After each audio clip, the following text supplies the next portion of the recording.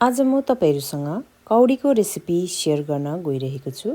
मलाई आशा छ तपाईहरुलाई यो रेसिपी पनि एकदमै मन पर्छ होला भनेर। रेसिपी मन परे तपाईहरुको साथी फ्यामिलीहरुसँग शेयर गरेर यो भिडियोलाई लाइक पनि गरिदिनुस् है।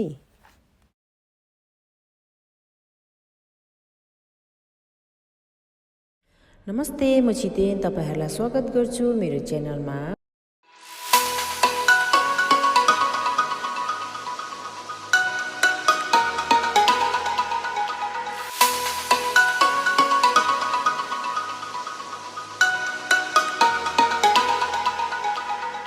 सबैभन्दा पहिला डोको लागि मैले यहाँनिर 2 कप पिठो बोलमा राखे। अब चाहेको अनुसार पानी राखेर एउटा नर्मल डो रेडी गर्ने।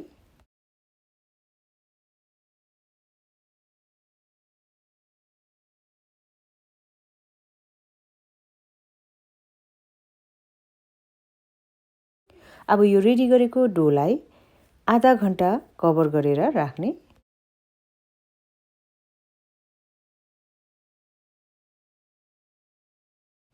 आधा घण्टा बाद डोलाई निकालेर फेरि एकपल्ट राम्रोसँगले मुस्ने।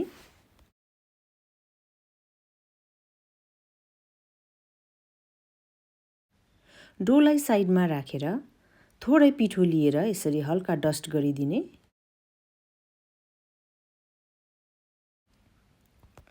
र यो कौडीको शेप पनि थुप्रै प्रकारले बनाइन्छन् र तपाईहरुलाई जुन चाहिँ सजिलो लाग्छ तपाईहरुले त्यसरी नै बनाउँदा पनि हुन्छ।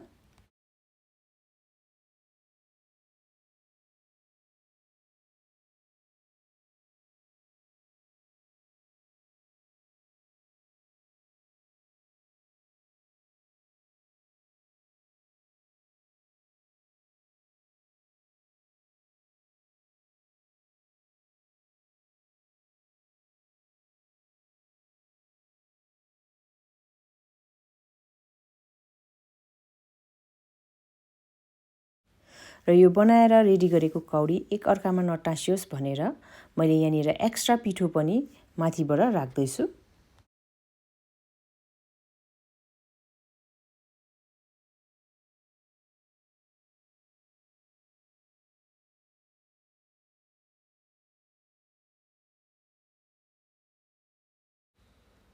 र यहाँ सबै कौडीहरू बनेर रेडी भइसकेको छ।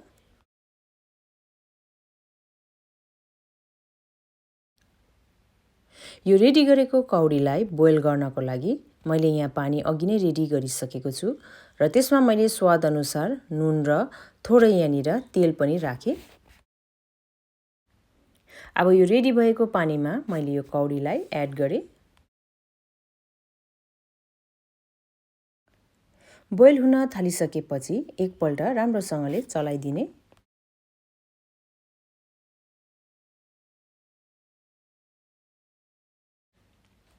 हाई फ्लेममा 7 मिनेट बोइल गर्ने।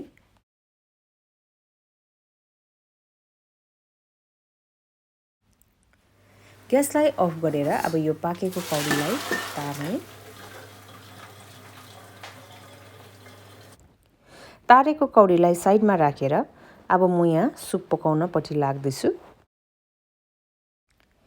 तातो कराईमा 2 टेबलस्पुन मैले यहाँनिर तेल राख्दैछु।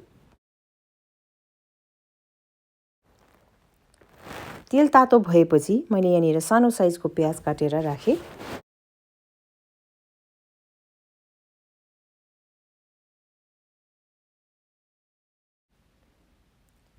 प्याज ब्राउन हुन थालिसकेपछि यहाँनिर मैले 1.5 टेबलस्पुन पिसेको अदुवा लसुन राख्दैछु।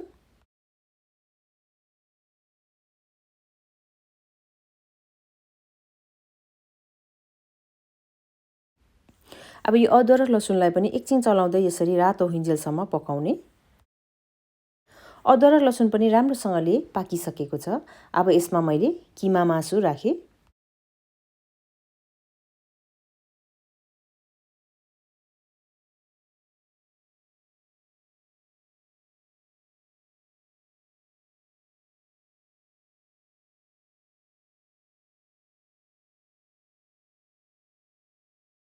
मासुलाई 3 मिनेट जस्तो यसरी चलाउँदै पकाउने।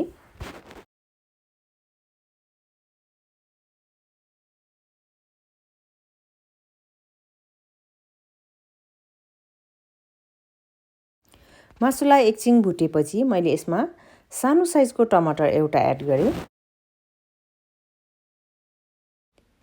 सँगसँगै स्वादअनुसार नुन पनि।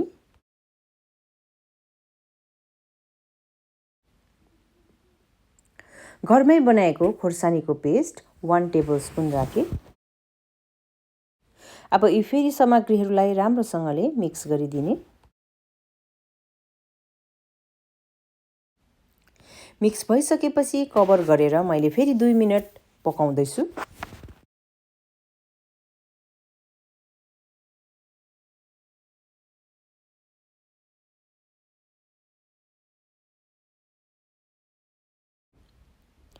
दुई मिनट पकाइसकेपछि तपाईहरुले देख्न सक्नुहुनेछ यहाँनिर पर्फेक्टली टमाटर पनि पाकिसकेको छ र यसको कलर पनि एकदमै राम्रो आएको छ।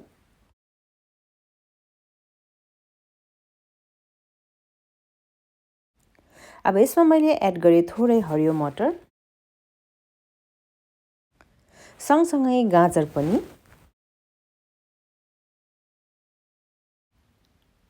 अब फेरि एकपल्ट राम्रोसँगले चलाइदिने र सब्जी तपाईहरुको इच्छा अनुसार तपाईहरुको फेभरेट जे छ तपाईहरुले त्यही राख्न सक्नुहुनेछ।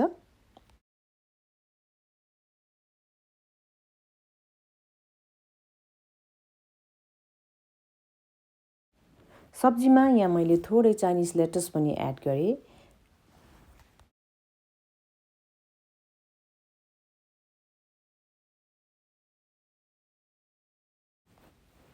लेटसलाई पनि कभर गरेर म यहाँनिर 2 मिनेट जस्तो पकाउँदैछु। 2 मिनेट बाद कभर खोलेर मिक्स गरिदिने।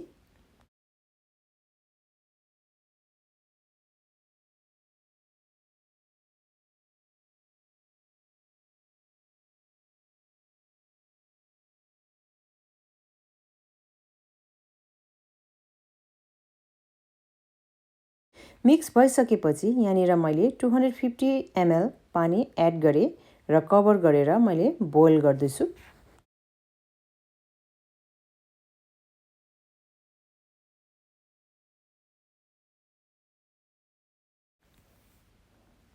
पाँच मिनट हाई फ्लेममा बोइल गर्नुभयो भने यो सब्जीहरू राम्रोसँगले पाकिसकेको हुनेछ।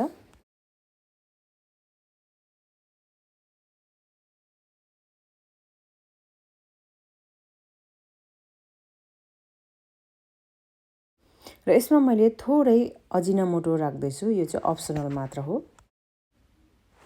बोइल गरेर राखेको कौडीलाई एड गर्ने। कौडी राखिसकेपछि चलाइदिने।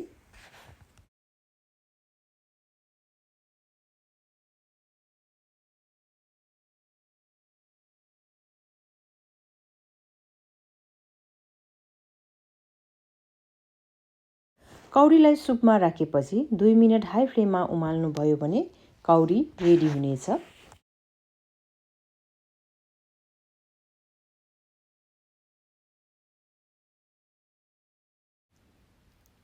ग्यासलाई अफ गरेर स्प्रिङ अनियन एड गर्ने र अब यो तातो तातो कौडी सर्भ गर्नको लागि रेडी छ। जाडोको मौसममा एकदमै न्यानो हुन्छ यो कौडी सुप खाँदा। रेसिपी ट्राई गर्नुहोला अनि कस्तो हुन्छ मलाई कमेन्ट गर्नु चाहिँ नबिर्सिदिनुहोस् है। अनि यदि मेरो च्यानलमा तपाईहरु नयाँ हुनुहुन्छ भने प्लिज च्यानललाई सब्स्क्राइब गरेर यदि रेसिपी मन परे तपाईहरुको साथी फ्यामिलीहरुसँग शेयर पनि गरिदिनुहोस्। Thank you, bye bye.